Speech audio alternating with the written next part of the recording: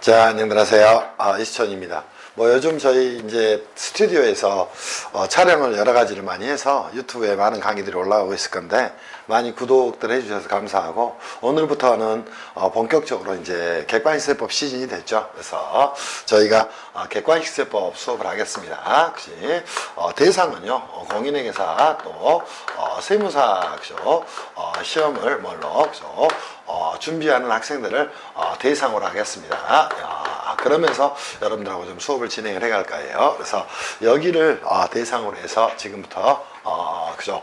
객관식세법 수업을 좀 하겠습니다. 그러면 그죠? 여러분들한테 이제 객관식세법이라는 그치? 이거를 먼저 말하기 전에 이제 여러분들하고 이야기를 좀 해야 될 게 좀 있을 거예요. 그죠? 자, 공인회계사나 세무사 시험에서 그죠? 한번 고민 한번 해보세요. 그죠? 세법입니다. 세법. 그죠? 이 객관식세법은 그죠? 1차에 시험에 출제가 됩니다. 1차 시험에 출제가 되게 되는데 이 1차 시험에서 그죠? 이 객관식세법이 얼만큼 비중을 차지하는가 이런 부분에 있어서 여러분들이 생각을 좀 하셔야 돼요. 자, 공인회계사 시험에 있어서는 먼저 한번 정리해 볼게요. 2월 달에 시험을 치르고 있죠. 그죠? 자, 전체적으로 출제 경향 분석을 한번 해 볼게요. 그죠? 그러면서 이제 여러분한테 교재에 그런 내용들을 좀 전부 정리해 놨습니다. 공인회계사 시험은 그죠? 이 세법 시험의 범위가 보세요. 그죠? 국세기본법 그죠? 또 어떻게 그치? 법인세법, 그죠? 또 어디 있어요? 소득세법, 그죠? 또 부가가치세법, 그죠? 부가가치세법, 그죠? 여기까지 이제 출제 범위가 기본적으로 되고요. 또 하나가 뭐가 나오나요? 상속세 및, 그죠? 증여세법, 그죠? 이쪽이 출제가 됩니다. 그리고 나서 어디 가요? 그죠? 지방세법, 이렇게 문제가 출제가 됩니다. 그러면, 국세기본법에서는 항상 매년, 그죠? 이렇게 5문제가 출제가 이루어집니다. 그치? 이거는 뭐 거의 픽스가 돼 있어요. 법인세법에서는 14문제가 출제가 이루어집니다. 소득세법에서는 9문제 정도 출제가 이루어지고요. 그죠? 부가가치세법에서는 8문제 정도 출제가 이루어집니다. 그리고 상증세법에서는 보통 2문제 또는 3문제 정도 출제가 이루어지고요. 그죠? 지방세법에서 이렇게 1문제가 출제가 됩니다. 그치? 그러면 여러분들이 이제 고민하셔야 됩니다. 자, 공인회계사 시험의 경우에 이렇게 문제가 출제되는데, 그치? 제가 비판을 하는 거예요. 비난이 아닙니다. 비판은 그치? 당연히 학자들은 할 수 있는 거고요. 또 강사라는 분들은 그래서 서로의 잘못된 점들에 대해서는 좀 시정을 해야 되니까 비판할 필요가 있겠죠. 자, 봅시다. 기존의 회계학원에서 수업하는 모습을 한번 보여드릴게요. 그죠? 그죠? 회계학원에 수업을 하는 모습을 보여드릴 게 아니라 먼저 출제되는 경향을 좀 보도록 합시다. 자, 국세기본법, 그죠? 법인세법, 소득세법, 부가세법, 상징세법, 또 지방세법, 이렇게 출제가 되는데도 불구하고 보세요. 자, 이거 그죠? 수업을 안 합니다. 그지? 회계학원에서 법인세법 수업 하죠. 근데 어디서부터 뒤로 안 해요. 그지? 납세를 잡아서 수업을 안 해요. 또 법인세법 총칙에 대한 내용들 거의 안 해요. 또 손익기술 기계와 자산부채평가에 대해서 정확한 설명을 못합니다. 그지? 그러다 보니까 여기서 뭐만 해요? 계산만 가지고 수업을 합니다. 계산만. 오케이? 그지? 계산 문제만 가지고 막 그걸 가지고 뭐 왁구가 어쩌니 저쩌니 막 그런 쓸데없는 소리들 합니다. 자, 소득세법도 계산 문제만 주로 하죠. 부가세법도 계산 문제만 합니다. 그렇게 해서 만약 시험장에 들어간다면 여러분이 맞을 수 있는 점수는 50점? 기껏해야 60점 정도밖에 안 될 거예요. 공인회계사 시험의 경우에도 한번 고민해 보세요. 그죠? 여러분들 시험에 출제되는 내용이 역시 이론의 비중이요. 그죠? 이론 문제가 이런 걸 어느 강사가 그치? 제가 개인적으로 뭐 좋아하는 강사는 아니에요. 그죠? 근데 말 문제다. 이런 헛소리 삑삑하면서 하는 말하는 친구들이 있어요. 무슨 말 문제야? 계산이 양아치 같은 거지 같은 문제지. 그치? 말 문제가 아니에요. 이론 문제, 이론 문제. 오케이? 그래서 여러분들이 뭘 하셔야 되냐면, 자, 이론 문제가 얼만큼 출제되는가를 먼저 정리하고 가셔야 돼요. 공인회계사 시험의 경우에도 거의 이론 문제가 60% 가까이가 출제됩니다. 당연히 국기법에서 계산 나오겠어? 자, 상증세법의 계산 한 문제야. 지방세법의 이론 문제야. 그러면 여기서 벌써 8문제가 이론 문제가 나오는 것이야. 또 법인세도 반은 이론 문제야. 소득세도 거의 반은 이론 문제야. 부가세법은 그죠? 자, 반이 넘는 문제가 이론 문제야. 그러면 이론 문제가 이 60%에 육박함에도 불구하고 이 수업들을 할 수가 없어. 할 수가. 왜? 제가 그지 어제도 세법학에 대해서 설명을 하면서 역시 어떻게 회계사나 세무사가 그죠 세법의 수많은 법률 용어 또는 법리 이런 것들을 그지 법 공부를 한 번도 안 해보면서 그걸 할 수가 있겠어. 그지? 그래서 제가 그죠 한 2년 반 전에 역시 상법을 가르치다가 세법학 시장에 뛰어들었던 거예요. 그래서 이제 하다가 여러 가지 사연도 겪고 또 학원도 한번 차려보고 여러 가지 경험을 했던 거야. 근데 제가 2년 반 동안 역시 여러분들 공인회계사 또는 세무사 시험 문제에 대해서 굉장히 많은 분석을 했어요. 오케이? 그래서 그죠? 지금 이 객관식세법에 대한 그죠? 이론편 수업을 하게 된 거예요. 그리고 나서 그죠? 아마 한 2, 3주 안에는 계산편 문제가 출제될 겁니다. 그래서 이 이론 문제가 공인회계사 시험에 60%가 넘는다 이렇게 생각을 하고 하셔야 돼요. 그럼 이거를 장악을 해야지 계산 문제 실제 시험장 가서 너무 긴 계산 문제는 현실적으로 풀지 못하는 경우도 굉장히 많아. 저도 시험을 봤잖아요. 그죠? 오히려 이 문제가 훨씬 더 중요해. 그럼 여기서 몇 프로를 맞아야 돼? 최소한 90% 정도는 그죠? 90% 정도는 맞춰야 돼. 그래서 뭘 해야 돼? 오케이? 그죠? 점수를 확보를 해야 돼. 아무리 못해도 80% 이상은 맞아야 돼. 그래야 세법에서 75점, 80점을 맞는 것이지. 그지? 무슨 요행이나 바라고 있고 기타 세법이라고 해서 마지막에 강의라고 그지? 공개 강의. 그지? 공개 강의 그게 강의야? 그건 강의도 아니지. 그지? 그러면서 여러분이 공부를 합니다. 그러면 비어있는 것들 한번 볼게요. 여기 비어있지. 여기 이론 문제 비어있지. 비어있지. 비어있지. 비어있지. 비어있지. 그지? 이러면 되겠냐는가? 절대 안 된다는 거예요. 자, 이게 먼저 장악이 돼야 됩니다. 그리고 나서 계산 문제는 몇 퍼센트 정도 나오나요? 그죠? 40% 미만이 나옵니다. 오케이? 그럼에도 불구하고 여기에 대한 중요성을 강조하면서 여러분이 공부를 하게 되면 이 점수는 그죠? 60점, 65점 이렇게 맞고 그죠? 상법 탓하는 거야. 상법 탓. 그지? 경제학 탓하고 경영학 탓하고 그게 말이 되는 거야?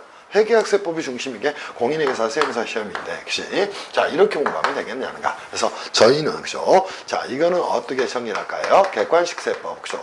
객관식세법, 그죠? 이론편하고 계산편을 쪼갰습니다. 이론편을 통해서 수업을 진행을 해갈 겁니다. 그리고 이 계산편은요, 별도로 객관식세법, 그죠? 객관식세법 계산편을 가지고 여러분들한테 수업을 진행을 좀 해갈 거예요. 그죠? 제 말 명심하시고 공부하셔야 돼요.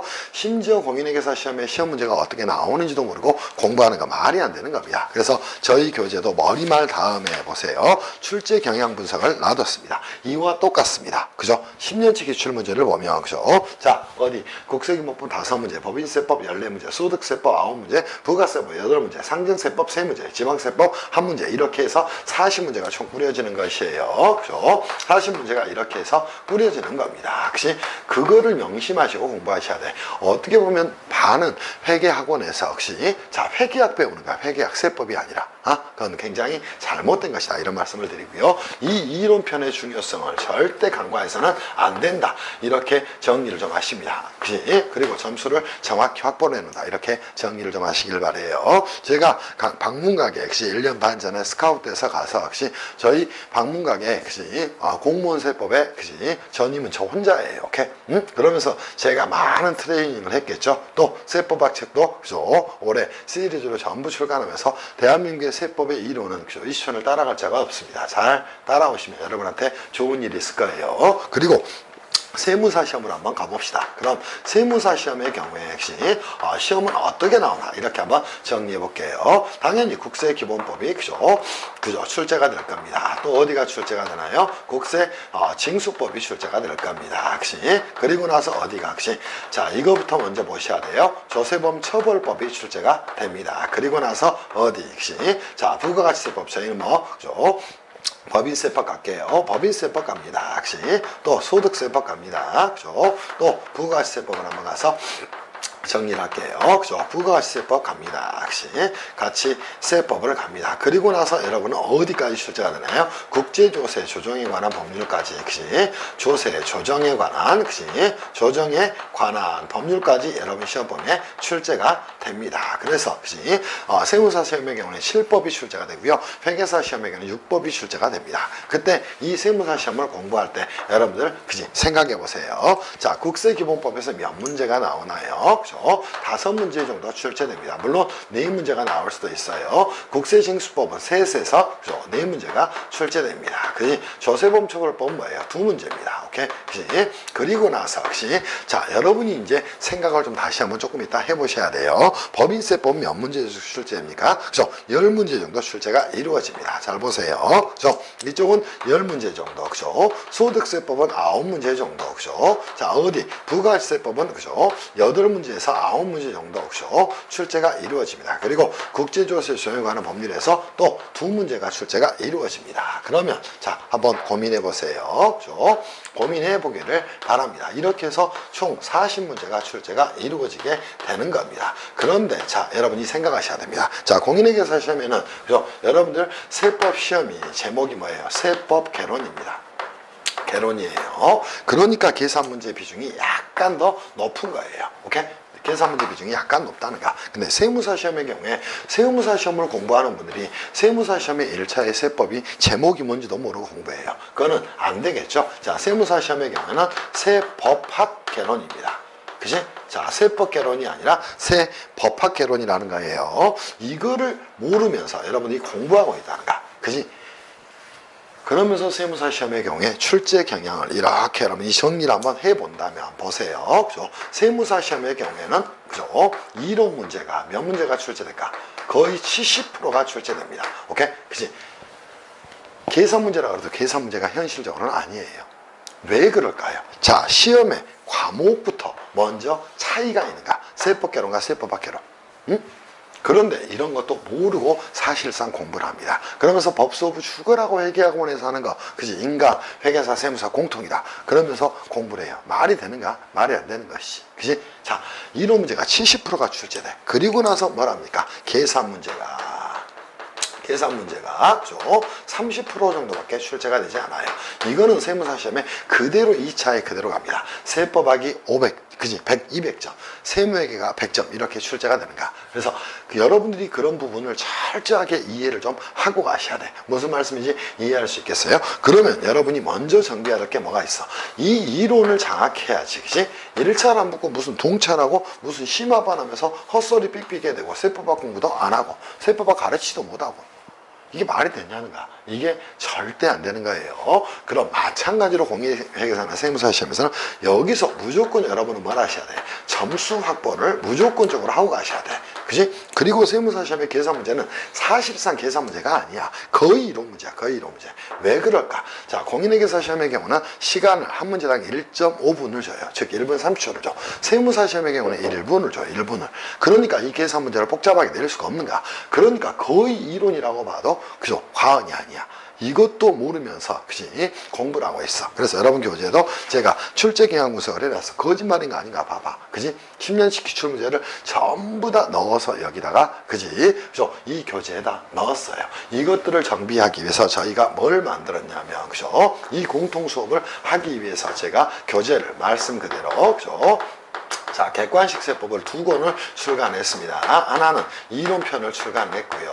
또 하나는 뭘 했어요? 객관식세법, 그죠? 객관식세법 계산편을 그죠? 출간을 그죠? 곧 그죠? 하게 될 겁니다. 아마 이 책은 그지? 오늘 뭐 나오거나 다음 주 초에 저희 그지?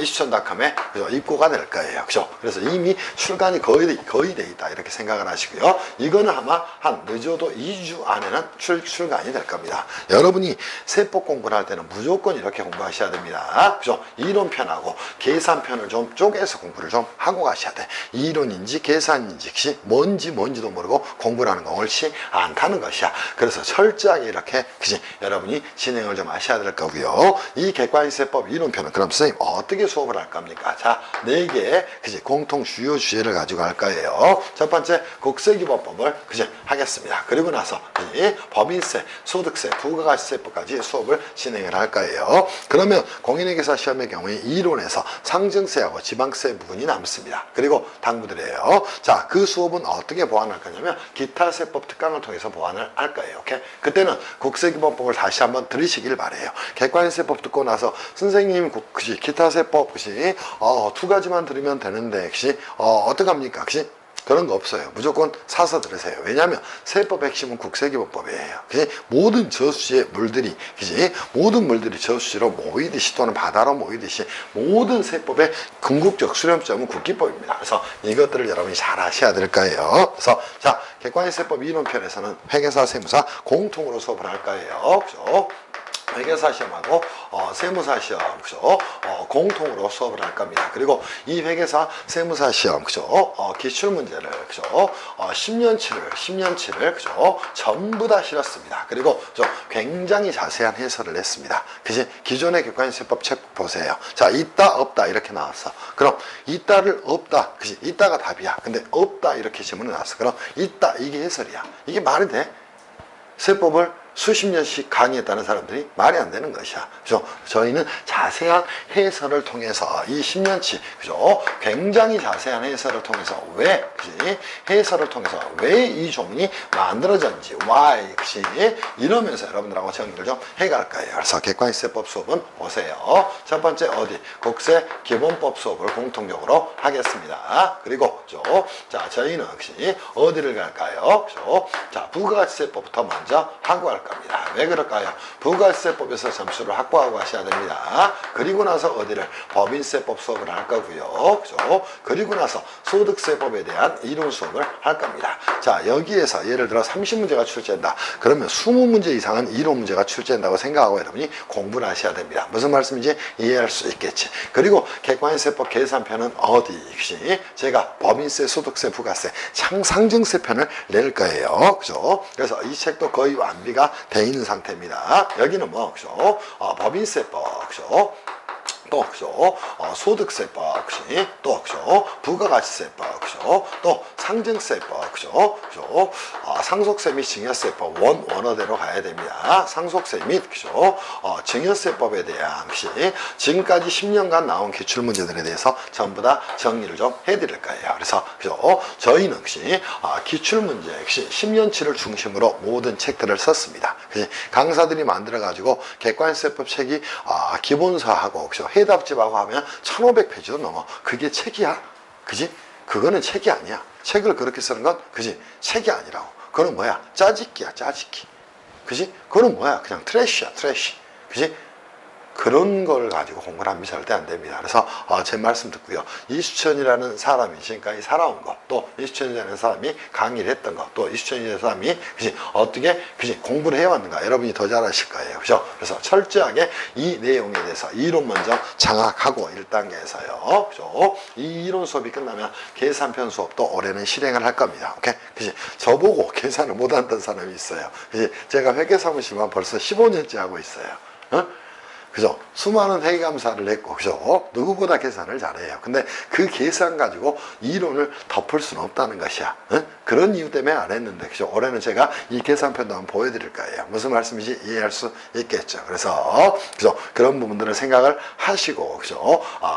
세법 준비. 그치? 이제는 시험이 많이 남지 않았으니까 준비들을 좀 하시기를 바랍니다. 여기까지 유튜브 영상을 통해서 올려드리겠습니다. 자, 지금부터는 그럼 본격적으로 여러분하고, 그죠?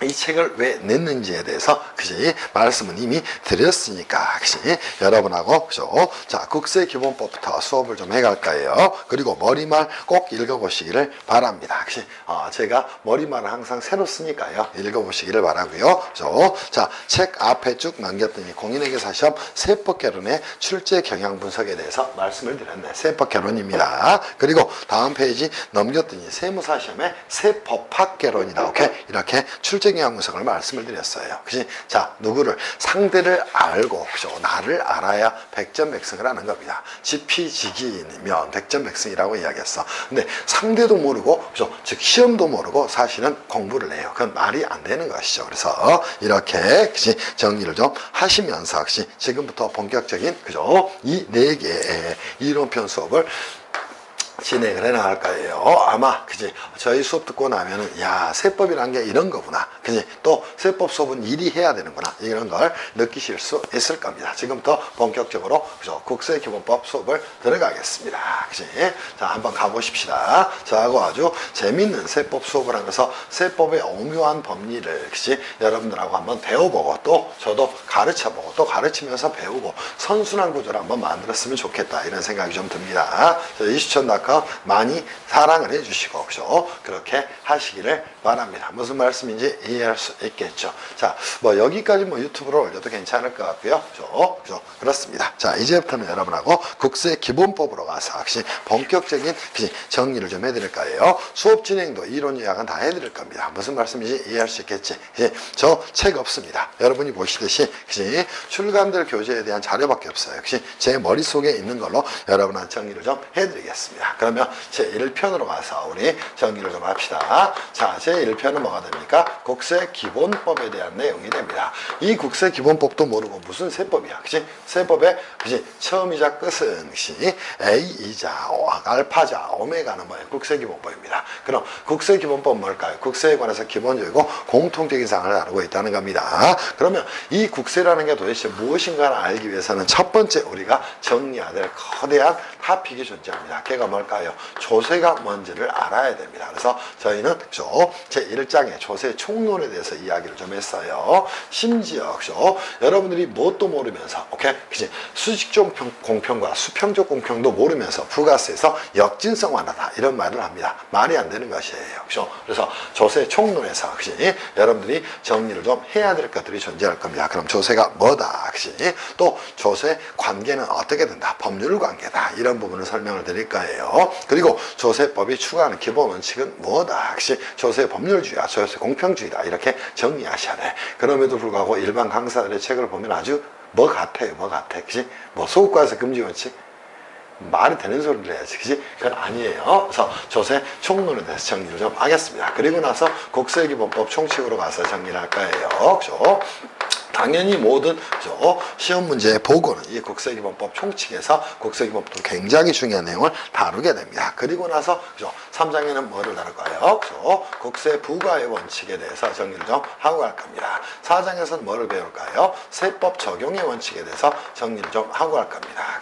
자, 5장에서는 납세무의 성립 확정 소멸에 대해서 정리할 거예요. 납세무의 성립이 뭔지도 모르고 확정이 뭔지도 모르고 소멸이 뭔지도 모르고 세법을 공부해. 그러니까 말이 안 되는 것이야. 그래서 납세무의 성립 확정 소멸에 대해서 정리를 할 거예요. 국세 부과가 뭔지도 모르고 징수가 뭔지도 모르고 공부하면 절대 안 된다는 거예요. 아마 저희 수업을 들으시면 세무사 시험을 공부하는 친구들은 세법하기도 엄청난 도움이 될 거예요. 그렇게 생각하면서 여러분이 따라오시기를 바랍니다. 그래서 납세무의 성립 확정 소멸에 대한 내용을 정리를 할 거고요. 그리고 나서 법정 신고 기한 내에 과세표시 신고서를 제출하지 않았답니다. 그자가 뭐한다? 법정 신고 기한 경과 후에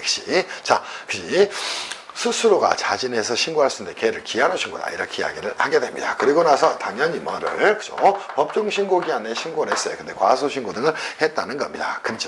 당연히 과세관청은 과소신고에 대해서 결정을 하게 될 거예요. 그러기 전에 스스로 자기 보정적 기회를 갖기 위해서 수정신고를 할 수 있다는 것이야. 또 하나 경정 등의 청구에 대해서 정리를 좀 하고 가셔야 될 겁니다. 오케이?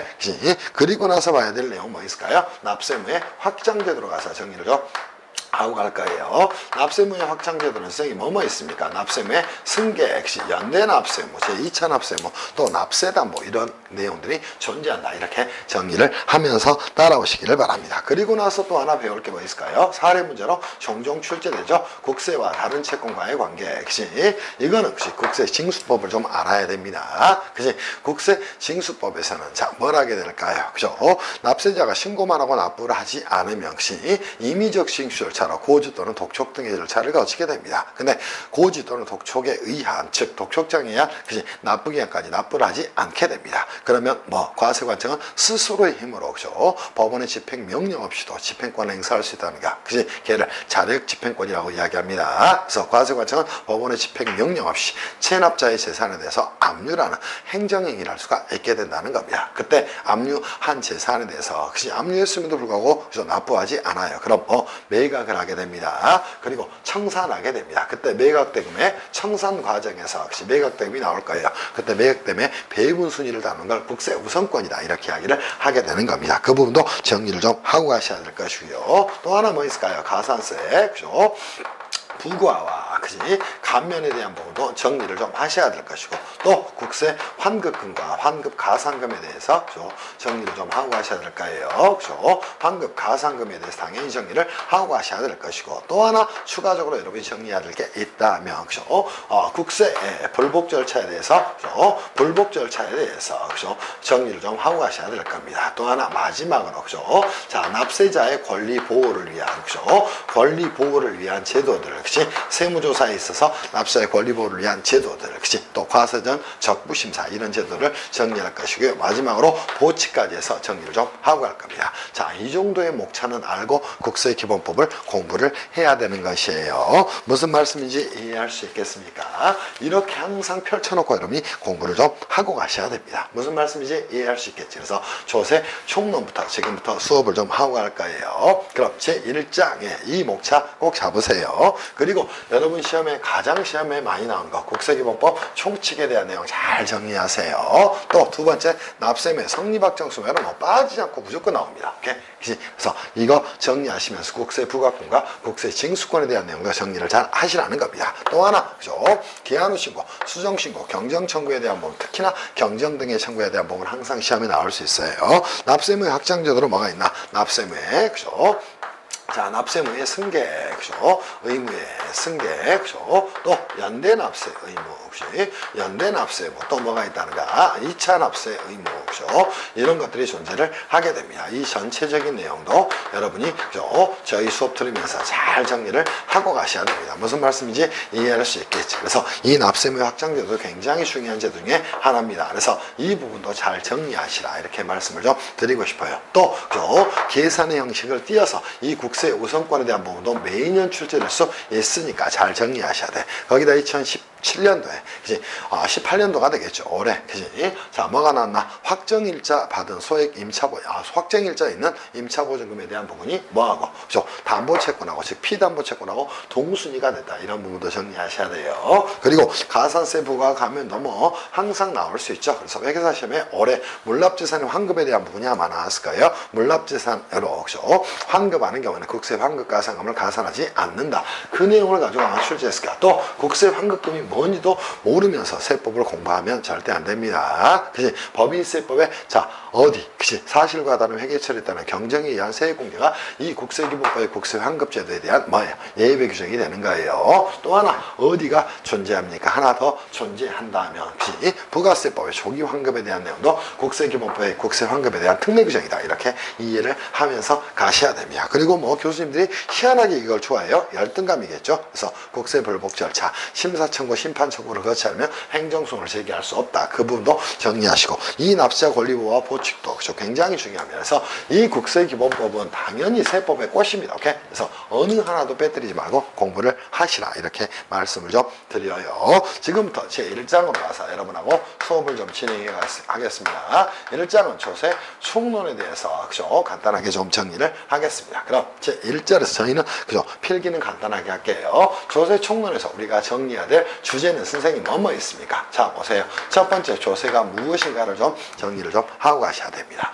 두 번째 조세는 그치? 자 그죠? 당연히 법률관계 그치? 자 법률관계를 가집니다. 그럼 민법상 법률관계나 그치? 상법상 법률관계 어떤 차이가 있는가? 그래서 이 조세 법률관계에 대해서 정확히 좀 이해를 하고 가셔야 돼요. 이때 조세 법률관계를 발생시키는 법률 요건은 과세 요건이다 이렇게 이야기를 하게 되는 겁니다. 여기에 대한 부분도 정리를 좀 하셔야 될 거예요. 그리고 세 번째 정리할 게 뭐 있을까? 조세법의 기본 원칙에 대해서 두 가지를 꼭 정리를 하고 가시라는 겁니다. 하나 뭐 있을까? 자, 당연히 헌법 38조에서 모든 국민은 납세의무를 진다. 헌법 59조에 의해서 그지? 조세의 종목과 세율은 법률로 정한다. 이렇게 규정을 하고 있다는 겁니다. 거기서 파생된 게 뭐예요? 조세법의 기본 원칙이 되는 겁니다. 하나가 뭐가 있을까? 조세 법률주의가 존재를 하게 됩니다. 또 하나가 뭐가 존재할까요? 조세 공평 사명주의가 존재를 하게 됩니다. 이거를 조세법의 2대 원칙이다 이렇게 이야기를 하게 되는 겁니다. 그래서 이 세 가지의 개념에 대해서 정의를 좀 하고 가셔야 돼요. 그리고 마지막으로 분류한다면 이 조세라는 건 뭘? 그지? 국세뿐만 아니라 지방세를 모두 다 포함하는 개념이 되는 겁니다. 그러면 조세 종류를, 그지? 다시 한번 조세 종류를 누구를 중심으로? 과세권자를 중심으로, 과세권자를 누구죠? 중심으로, 그죠? 자, 뭐 할 수 있다는가? 분류할 수 있다는 겁니다. 그때는 당연히 뭐뭐로 분류될 수 있다. 국가, 지방자치, 국가가, 그죠? 조세 채권자가 되게 되면 당연히 국세가 되는 것이고요. 지방자치단체가, 그죠? 조세 채권자가 되면 오케이 지방세가 된다는 겁니다. 그래서 이 조세 종류도 좀 분류를 좀 해보시기를 바랍니다. 무슨 말씀인지 이해할 수 있겠죠. 그렇다면 선생님 조세가 뭡니까? 이렇게 정리를 좀 하고 가셔야 돼요. 그럼 항상 육하원칙에 따라서 여러분이 글을 쓸 수 있어야 됩니다. 자, 첫 번째 누가요? 그죠? 국가 또는 그죠? 지방자치단체가 자 보세요. 뭐 할 목적으로 그죠? 자 그죠? 재정 수입을 뭐 할 목적으로 그죠? 조달할 그지? 목적으로 그죠? 자 뭐를 그지? 일정한 그지? 자 뭐가 됩니까? 일정한 그죠? 자 뭐를 과세 요건을 뭐 하는 자에게 그죠? 충족하는 자에게 충족하는 그죠? 자에게 자 보세요. 뭐 없이 그지? 여기서 정리해 버릴까요? 그죠? 자 반대급부 없이 그죠? 반대급부 없이 그지? 이렇게 합시다. 이쪽 좀 남겨놓고요. 그죠? 자, 뭐, 반대급부 없이, 그지?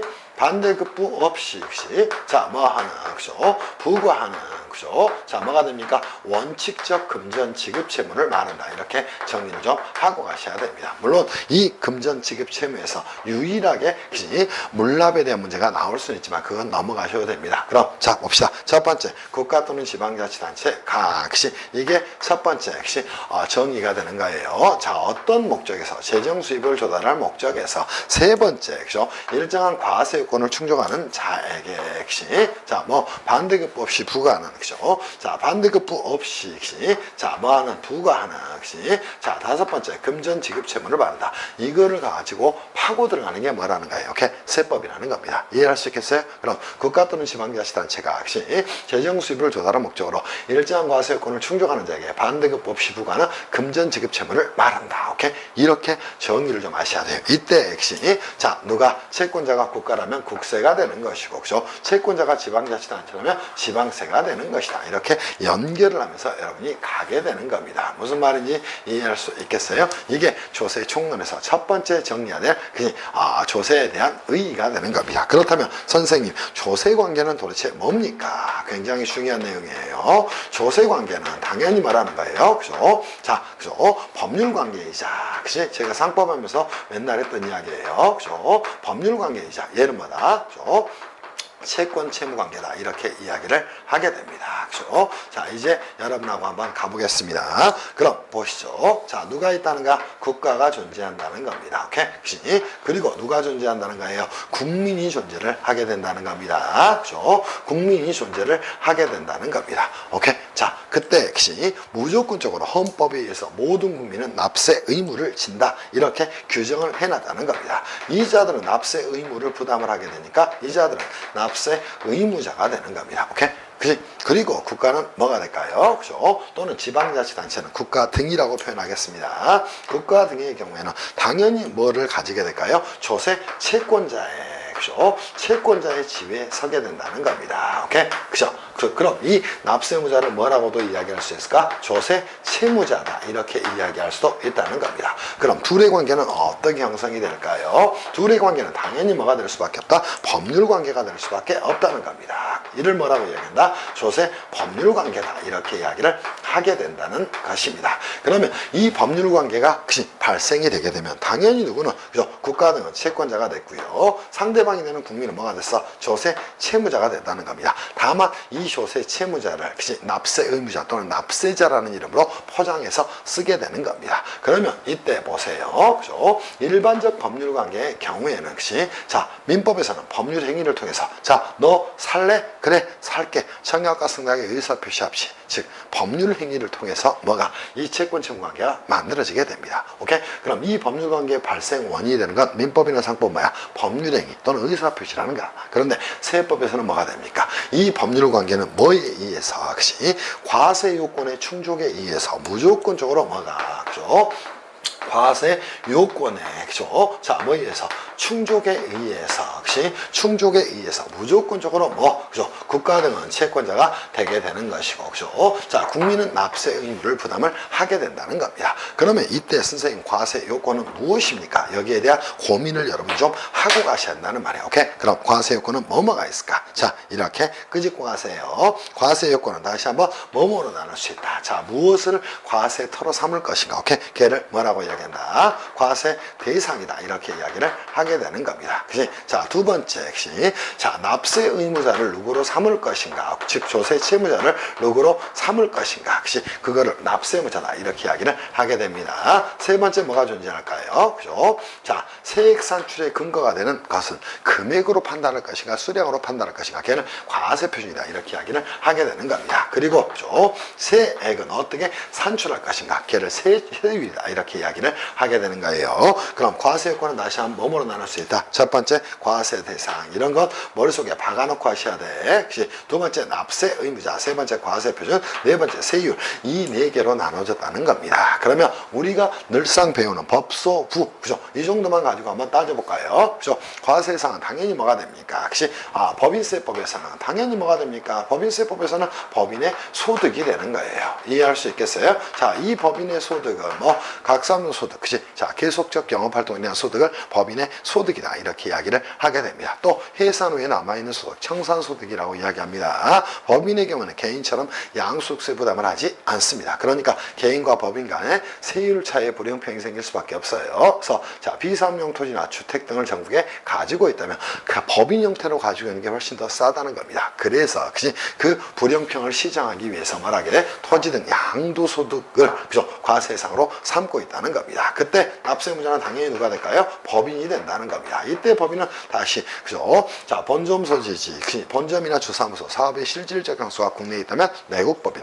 그렇지 않다면 외국법인 이렇게 쪼개게 되는 거예요. 내국법인의 경우에도 영리 목적이 있는지 없는지에 따라서 영리 내국법인, 비영리 내국법인 이렇게 쪼개는 겁니다. 그리고 과세 표준은 어떻게 계산할까요? 각 사무 소득금액에서 이월 발생은 비과세 소득공제를 차감해서 계산하는 것이야. 산출세, 세율은 뭐 그죠? 2억까지는 10%, 2억 초과 뭐 200억까지는 그죠? 20%, 넘으면 뭐 22%, 그죠? 또 25% 이렇게 세율 체계가 나온다는 겁니다. 그럼 선생님 소득세법에서는 혹시 자, 과세 대상은 뭡니까? 자, 보세요. 뭐예요? 개인의 소득이지 뭐야. 그치?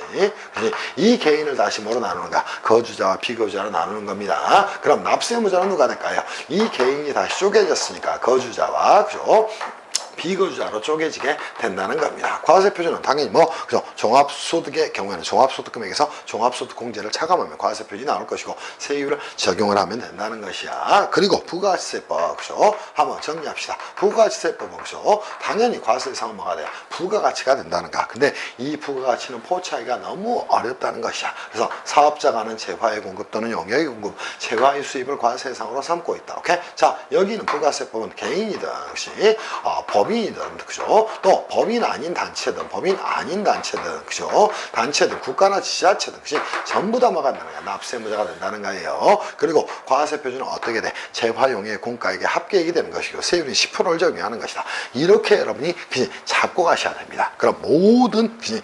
조세 그지? 법률 관계 발생 원인이 되는 법률 사실을 과세 요건이다. 이렇게 이야기를 하게 되는 거야. 그때 과세 요건은 뭐 과세 대상 또 납세의무자 또 과세 표준 또 세율 이 네 개로 나눌 수가 있다. 이런 생각을 하시면서 여러분이 공부를 하고 가셔야 될 겁니다. 무슨 말씀인지 이해할 수 있겠지. 이게 두 번째 저희가 정리해야 될 내용이라는 거예요. 그리고 세 번째 정리할 게 뭐가 있을까? 조세법의 기본 원칙에 대해서 잘 정리를 좀 하고 가라는 겁니다. 이 부분 지우겠습니다. 그래서 세 번째 조세법의 기본 원칙에 대해서 좀 잘 정리를 좀 해 놓으시라 이렇게 말씀을 좀 드려요. 그래서 세 번째 조세법의 기본 원칙에 대해서 잘 좀 정리를 하고 가셔야 됩니다. 일부 강사들 교재에 보면 이제 세법을 수십 년 했다고 하는데 뭐 소득과세 금지 원칙 그런 걸 조세법의 기본 원칙이라고 써놓은 강사들이 있어요. 그지? 그지 세법책 아무나 쓰는 거 아니에요. 그죠? 최소한 공인회계사나 세무사가 되고 법학 그지 공부를 좀 해야 되지 않겠어요? 그래야 세법을 쓰죠. 안 그러면 세대입니다. 그죠? 조세법의 기본 원칙은 다시 두 개로 나눌 수가 있다. 하나 뭐 있다? 조세 법률주의가 존재한다. 이렇게 정리하셔야 돼요. 오케이? 그리고 나서 두 번째가 뭐가 있답니까? 조세법이 추구하는 이상입니다. 조세 공평주의다. 이렇게 정리하세요. 조세 공평주의를 또 많은 사람들은 뭐라고? 조세 평등주의다. 이렇게도 표현을 하고 있다는 겁니다. 그럼 조세 법률주의는 다시 두 개로 쪼개게 됩니다. 자, 조세 법률주의를 규정하고 있는 법률이 헌법 59조가 됩니다. 조세의 종목과 세율은 반드시 법률로 정해라. 그치? 그럼 조세 법률로 정한다는 건 뭐를 정하는가? 이 과세 요건을 정하는 것이야. 그럼 자, 이런 것들을 개별세법이라고 이야기합니다. 그죠? 등입니다. 얘네들을 개별세법이라고 이야기합니다. 이 개별세법은 그죠? 자, 주된 초점이 뭐가 될까요? 당연히 뭐 과세 요건을 정하는 것이고 또 하나 뭐가 될까? 그치? 한마디로 납세 절차를 정해버리면 그죠? 이 개별세법은 전부 다 끝납니다.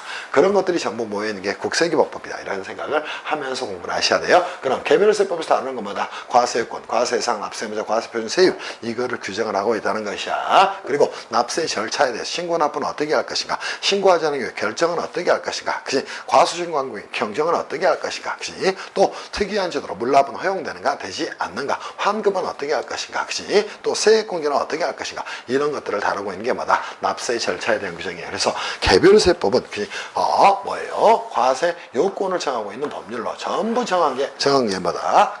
이 과세 요건과 납세 절차를 정하는 것 외에는 없습니다. 그래서 결국은 국세기본법이 중요한 거예요. 조세 법률주의라는 건 그럼 뭐다? 반드시 과세 요건은 뭘로 정한다는가? 그죠? 과세 요건은, 그치? 자, 법률로 정해야 되는 걸, 그치? 자, 뭐라고 이야기한다? 그죠? 법률로, 그죠? 정해야 된다는 걸 뭐라고 한다? 조세 법률주의다. 이렇게 이야기를 하게 되는 겁니다. 조세 법률주의는 다시 두 개로 쪼개지겠죠. 그러면 조세 법률주의라는 건 과세 요건은 반드시 뭐하라? 법률로 정하라. 걔를 과세 요건 법정주의다. 이렇게 이야기를 하게 되는 겁니다. 그죠? 두 번째 뭐가 존재할까요? 과세 요건, 그치? 명확주의가 존재를 하게 됩니다. 이거를 그지 뭐라고 얘기한다? 조세 법률주의다. 이렇게 이야기를 하게 됩니다. 이때 법률의 의미를 여러분이 알고 하셔야 돼요. 이 법률은 다시 뭐뭐로 나눌 수가 있다. 그치? 항상 세법의 조문은 이렇게 나뉩니다. 그죠? 자, 뭐가 있고 본조가 있고요. 그죠? 두 번째 뭐가 있고 시행령이 있고, 그죠? 또 그죠? 시행규칙이 존재를 하게 된다는 겁니다. 그럼 여기서 응용합시다. 그지? 국세기본법 본조, 국세기본법 시행령, 국세기본법 시행규칙. 자, 법인세법 본조, 법인세법 시행령, 법인세법 시행규칙 이렇게 정하는 겁니다. 이때 본조는 누가 정하는 거예요? 국회에서 제정을 한다는 겁니다. 그리고 시행령은 누가? 대통령의 령으로 말하는 거예요. 그죠? 그래서 얘는 뭐 각 부의 장관의 령으로 말하는 겁니다. 문제가 생겼죠. 모든 법률은 입법행정사법권의 분리현상에 의해서 그죠? 국회에서 제정하는 겁니다. 그러면 국회에 제정한 법률이 완벽하지는 않기 때문에 뭐 하는 것이야? 이 시행령이나 시행규칙에 이렇게 위임을 한다는 것이에요. 그죠? 그때 위임을 할 때 뭐 개별적 위임, 구체적 위임은 가능하지만 포괄 위임은 절대 허용되지 않는다. 이것들을 여러분이 정리를 하고 가셔야 됩니다. 그 말은 국회에서 정한 본조의 범위 내에서 혹시 시행령과 시행규칙을 정해야 되는 것이다. 그래서 위임의 방식으로, 그죠? 자, 보세요. 이것만 지우겠습니다. 위임의 방식으로 개별적, 구체적 위임은 가능하지만, 그죠? 개별적, 그죠? 자, 뭐는 구체적 위임은 뭐하지만 가능하지만 절대 포괄적 위임이나 백지 위임은 허용되지 않는다. 대법원 판례 견해라는 거예요. 그죠? 이것만 가능하고, 그죠? 절대 뭐 백지 위임이나 포괄 위임은 허용되지 않는다. 그래서 시험 문제 나올 만한 내용으로 직접 갑시다. 그지? 뭐다? 그지? 백지 위임이나, 그죠? 백지 위임을 하거나 또는, 그죠?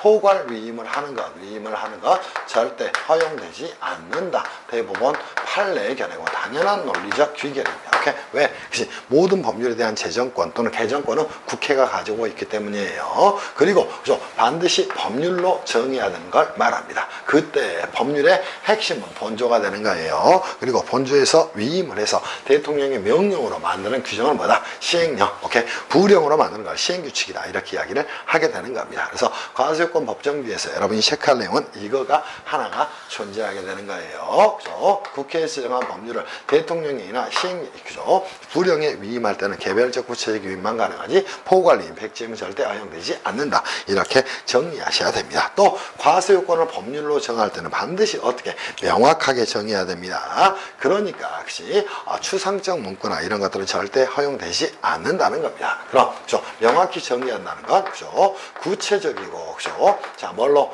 확정적으로 그죠? 확정적으로 뭐 해야 된다는가? 정함을 해야 된다. 이렇게 이해를 하고 가시기를 바랍니다. 이거는 뭐라고 합니다? 조세법의 기본 원칙 중에 하나인 조세 법률주의라고 이야기합니다. 그럼 조세 법률주의는 뭐다? 과세요건을 정함에 있어서 거기에 대한 고민을 다루고 있는 것이다. 이렇게 정리하셔야 돼요. 그래서 과세요건 법정주의 또 과세요건 명확주의 두 개로 쪼개낼 수가 있다. 이렇게 정리를 하기를 바랍니다. 그리고 조세 공평주의는 다시 두 개로 쪼갤 수 있겠죠. 자, 하나는 뭐가 있을까요? 수평적 공평이라는 게 존재를 하게 됩니다. 그죠? 얘는 평등이라는 말로 전하는데도 무리가 없습니다. 그런데 진정한 의미의 공평은 역시 공익적 평등이니까요. 그죠? 공평이라고 보는 게 더 맞습니다. 수직적 공평 두 개로 나눌 수가 있다는 것이야. 그럼 수평적 공평은 선생님 뭡니까? 자, 이거예요. 동일을 담세력에 대해서는 담세력이 동일한 경우에는 그죠? 자, 뭐 동일한 그죠? 조세를 뭐한다?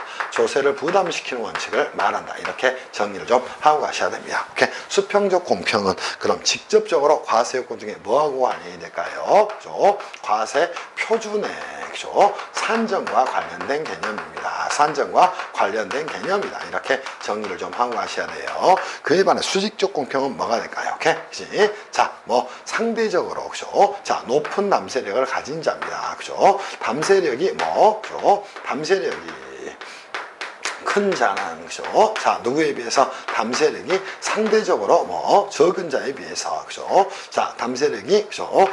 적은 자에 비해 비례적이 아니라 그지 상대적으로 그죠? 당연히 그지 많은 조세를 부담해야 되는 걸 뭐라고 이야기한다? 조세를 부담해야 되는 걸 뭐라고 이야기한다? 오케이? 수직적 공평이다. 이렇게 이야기를 하게 됩니다. 그지? 그래서 소득이 1억인 사람과 소득이 1년에 1,000만 원인 사람의 세액은 차이가 있습니다. 그지? 왜? 소득주에서는 다 누진세율 체계를 채택하고 있기 때문이야. 그럼 1,000만 원짜리는 그지? 소득세, 면세가 적용이 될까? 면세점 이하예요. 그러니까 소득세가 과세되지 않을 것이야. 그러나 1억을 버는 사람은 2, 3천만 원 정도 그죠? 국세를 부담해야 됩니다. 그때 담세력이 큰 자는 담세력이 적은 자에 비해서 오케이? 그죠? 상대적으로 많은 조세를 부담한다. 이거는 그지 누진세율 체계의 정당성을 확보하고 있다는 겁니다. 그래서 그죠? 누진세율 체계, 그죠? 체계에 뭐를 그죠? 정당성을 부여하고 있다. 이렇게 정리를 좀 하고 가셔야 돼. 그래서 여러분 시험에 혹시나 나온다면 그죠? 이 수직적 공평과 수평적 공평은 항상 시험에 나올 수 있는 내용이 되는 겁니다. 이 상태 정도는 정리를 하고 나서 여러분이 세법을 공부해야 될 거예요. 그리고 국세과 조세를 구별할 때는 그 채권자가 국가냐 또 지방자치단체냐에 따라서 국세와 지방세로 나눌 수가 있다. 국세에는 13개의 세목이 아마 존재할 겁니다. 여러분이 배우는 것들이 그렇습니다. 그럼 지방세는 11개의 세목이 존재합니다. 대표적으로 취득세, 등록면허세, 재산세, 또 뭐 있나요? 그죠? 지방소득세, 또 지방소비세, 지역자본시설세, 또 뭐 주민세, 등등등 11개의 세목이 존재한다. 담배소비세 등등등이 존재를 하게 됩니다. 그래서 그런 부분에 대해서는 굳이 제가 설명을 드리질 않겠습니다. 무슨 말씀인지 이해할 수 있겠죠. 이게 뭐예요? 전체적으로 조세법 총론에서 여러분이 살펴봐야 될 내용입니다. 절대 잊지 말아야 될 것 항상 이 과세 요건이 무엇인가에 대해서 즉 조세 채권참 관계를 발생시키는 법률 사실을 과세 요건이다 이렇게 이야기를 하게 됩니다. 과세 요건은 꼭 기억합니다. 과세 예상 납세무자 과세 표준 세율에 대해서 정확히 기억하시고 조세법의 2대 원칙인 조세 법률주의와 조세 공평주의에 대해서 다시 한번 기억을 좀 하시라 이렇게 말씀을 좀 드리고 싶어요. 그죠? 이렇게 정리를 하기를 바랍니다. 그죠? 문제 이제 3페이지로 가서 문제를 좀 풀어보도록 하겠습니다. 한번 풀고 갑시다. 그치? 지우고요. 필요한 부분은 설명을 문제에서도 드릴 거예요. 근데 이미 이론 요약을 다 해놨기 때문에 여러분이 문제를 푸는데 어렵지 않을 거예요. 그죠? 그래서 문제풀이 하면서는 간략간략하게 이론 정리를 다시 한번 해드리겠습니다. 그 정도로 가겠습니다. 자, 교재 여러분들 3페이지 한번 펼쳐보세요. 뭐라고 나왔나? 조세 총론이라고 나와 있습니다. 그 부분을 한번 잘 보면서 혹시 따라오시기를 바랍니다. 자, 한번 가시죠. 그죠? 자, 문제 1번 한번 가서 그죠? 풀어보도록 합시다. 자, 다음 중 조세입니다. 그러면서 제가 국세와 지방세를 포함한다 이렇게 출제를 했습니다. 그래서 조세 총론에 있는 문제는 제가 출제한 문제입니다. 자, 1번 조세는 국가 또는 지방자치단체가 재정 수입을 조달할 목적으로 일정한 과세요건을 충족하는 자에게 반대급 없이 부과하는 금전 지급 채무를 말하겠죠. 옳은 지문이네요. 그죠? 2번 조세 법률 관계는 채권 채무 관계라고도 하죠. 다만 혹시 자, 2번 지문은 여러분이 체크를 좀 하고 가셔야 돼요. 문제 1번입니다. 2번 지문입니다. 자, 조세 관계는 당연히 이렇게도 이야기합니다. 혹시 조세 법률 관계라고도 이야기를 합니다. 그죠? 자, 세무사 특히 공부하는 분들은 세법학을 위해서도 반드시 저희 수업 들으면서 잘 따라오셔야 돼요. 이때 조세 법률 관계는 자, 뭐하고 거의 유사할까요? 이 법률 관계는 그죠? 기본적으로 그죠? 사법상 혹시 뭐하고 그죠? 채권 채무관계와 그죠? 당연히 뭐하다는가 유사한 개념이라는 겁니다. 그러니까 채권자가 발생하고 채무자가 생겨나게 되는 거예요. 그런데 이 조세 법률 관계가 이 사법상 채권 채무관계와 차이를 보이는 점이 있다는 겁니다. 그 규정이 두 개가 존재합니다. 하나는 국세기본법에서 두드러지게 보여지는 규정입니다. 뭐 세무조사에 대한 권능을 두고 있다는 겁니다. 오케이? 그럼 세무조사를 할 때는 뭐 할 수 있어? 과세관청은 그지? 상대방의 동의 없이도 질문검사권을 행사할 수 있어요. 오케이? 그지? 그리고 국세징수법에서는 뭐 할 수 있나? 그죠? 자, 뭐 할 수 있어? 자력집행권을 행사할 수 있다는 겁니다. 그지? 그러니까 뭐 할 수 있어? 그죠? 체납자의 재산에 대해서는 수색할 수가 있어요. 오케이? 또 압류할 수가 있다는 겁니다. 그래서 이 두 개의 그지? 권능을 어디에서? 과세관청에 주고 있다는 점이 가장 큰 뭐, 그죠? 사법상 법률 관계와 차이를 보이는 점이다. 이 부분은 반드시 머릿속으로 넣어놓고 가셔야 됩니다. 무슨 말씀인지 이해할 수 있겠지. 그래서 과세관청은 자력집행권과 세무조사에 대한 질문조사권이 부여되어 있는 점에서 일반적 사법상 채권 채무 관계와 차이를 보이는 점이다. 이렇게 정리를 좀 해놓기를 바랍니다. 옳은 질문이네요. 3번 조세를 부과하기 위한 요건을 과세요건이라고도 이야기합니다. 과세요건은 다시 한번 과세상, 납세무자, 과세표준, 세율의 네 가지가 있다. 옳은 지문이 되겠죠. 자, 4번 지문 잘 보세요. 여러분 시험에도 이미 기출됐던 지문을 제가 끄집고 와서 정리한 거예요. 자, 여러분이 이런 것도 모르고 세법을 공부하면 절대 안 됩니다. 자, 뭐에 대한 구별이에요? 다시 한번 국기법에서 다시 한번 하겠지만 납세자와 납세 의무자에 대해서 여러분이 좀 구별하고 가셔야 됩니다. 오케이? 그러면 선생님 납세 의무자는 무엇입니까? 혹시 자, 보세요. 국세에 있어서는 국세를 납부할 의무가 있는 자를 말합니다. 그러면 더 크게 확대를 하면 조세를 자, 납부할 그죠? 의무가 있는 자를 뭐라고 이야기한다? 의무가 그죠? 있는 자를 뭐라고 이야기한다? 납세 의무자라고 이야기를 하게 됩니다. 이 납세 의무자는 국세를 납부할 의무가 있는 자 또는 조세를 납부할 의무가 있는 자를 말합니다. 여기에는 그죠? 누가 포함될까요? 자, 본래 자, 납세 의무자는 당연히 들어갈 겁니다. 오케이? 그런데 여기에 플러스가 됩니다. 제2차 납세 의무자 그죠? 또 누구도 연대납세 의무자 그죠? 연대납세 의무자 혹시 또 뭐가 있나요? 그죠? 물적납세 의무자 혹시 물적납세 의무자 또 누가 존재하나? 그죠? 의무자 납세 보증인이 뭐가 됩니까? 포함되는 개념이라는 겁니다. 그런데 이 납세 의무자보다 훨씬 더 큰 개념이 하나가 생겨납니다. 걔를 뭐라고 얘기한다? 납세자다 이렇게 이야기를 하게 됩니다. 그럼 이 납세자는 납세 의무자보다 개념적인 요소에서 훨씬 더 큰 개념이에요. 선생님 그럼 납세자는 뭡니까? 자, 보세요. 더하기 하시면 돼요. 그죠? 납세 의무자 플러스 뭐가 되는가? 그지? 징수 의무자를 뭐라고 이야기한다? 납세자다 이렇게 이야기를 하게 됩니다. 그럼 여기에는 당연히 뭐는 포함되는가? 이 납세 의무자 의무자는 이렇게 포함이 되는 겁니다. 거기에 누가 들어가는가? 징수의무자가 플러스가 되는 겁니다. 그러니까 납세자는 납세 의무자보다 훨씬 더 큰 개념이 되는 거예요. 이때 징수의무자에는 누구누구 존재하나요? 그죠? 자, 여러분이 정리를 한번 간단하게 한다면 이 징수의무자에는 투작자가 존재합니다. 그죠? 첫 번째는 누가 존재할까요? 원천징수 의무자가 징수 의무자의 일종이 된다는 거예요. 또 하나, 그죠? 뭐가 존재할까요? 납세 조합 등이 존재를 하게 됩니다. 그리고 지방세법에서는 특별징수의무자 이런 자들이 징수의무자에 포함이 된다. 이렇게 정리하셔야 됩니다. 그래서 플러스라는 말에 주의를 기울이셔야 돼요. 그래서 납세자와 납세 의무자를 정확히 좀 정리를 해놓기를 바랍니다. 4번 갑시다. 국세를 납부할 의무가 있는 자를 납세 의무자라고 하죠. 납세 의무자는 본래의 납세 의무자는 물론 2차 납세 의무자, 연대 납세 의무자, 보증인도 전부 다 포함하는 개념입니다. 이렇게 정리를 해놓기를 바랍니다. 이해됐죠? 자, 5번. 그죠? 틀린 지문이 되겠죠. 보증인이 포함되니까. 5번. 조세 중 국세는 조세 채권자가 국가인 경우를 말하죠. 지방세는 뭐 조세 채권자가 지방자치단체인 경우를 말하죠. 지방세와 국세의 구분은 조세 채권자가 누구인지에 따라서 구분되는 개념입니다. 옳은 지문이 되겠죠. 그래서 1번의 정답은 4번이 되겠네요. 그래서 2번과 4번에 대한 지문을 정확히 좀 정리하셔야 돼요. 특히나 이 납세자와 납세 의무자의 구별은 굉장히 시험에 자주 나오는 내용입니다. 이렇게 정리를 좀 하기를 바랍니다. 이해됐죠? 그죠? 충분히 됐을 거라 생각합니다. 문제 2번 가서 좀 정리를 할까요? 문제 2번 가봅시다.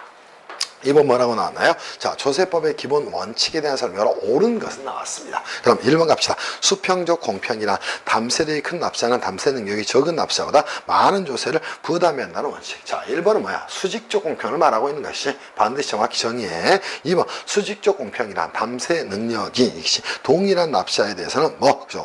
동일한 조세를 부담해야 되는 원칙이야. 수평적 공평을 설명하고 있는 것이. 그래서 1번이 수직적 공평, 2번이 수평적 공평이다. 이렇게 정의를 하고 하셔야 돼요. 3번 조세법은 원칙적으로 국회에서 제정된 법률을 넣어서 국회에서 제정된 법률을 구체화하는 시행령과 시행규칙에 위임할 수 있지. 그때 위임은 개별적 구체적 위임만 가능하다. 절대 포괄임이나 백지임은 허용되지 않는다. 이렇게 정리하셔야 되겠죠. 그래서 포괄적 위임도 백지임도 허용되지 않는 겁니다. 그죠?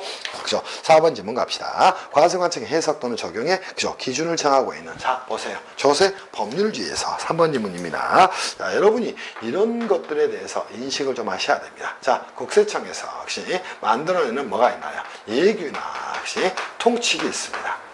자, 예규나 통칙은 과연 그죠? 세법의 법원일까? 여기에 대한 고민을 하고 하셔야 돼요. 자, 법은 제가 뭐라고 이야기했어요? 그지? 국회에서 만든 본조. 또 대통령의 명령으로 발하는 대통령령, 그죠?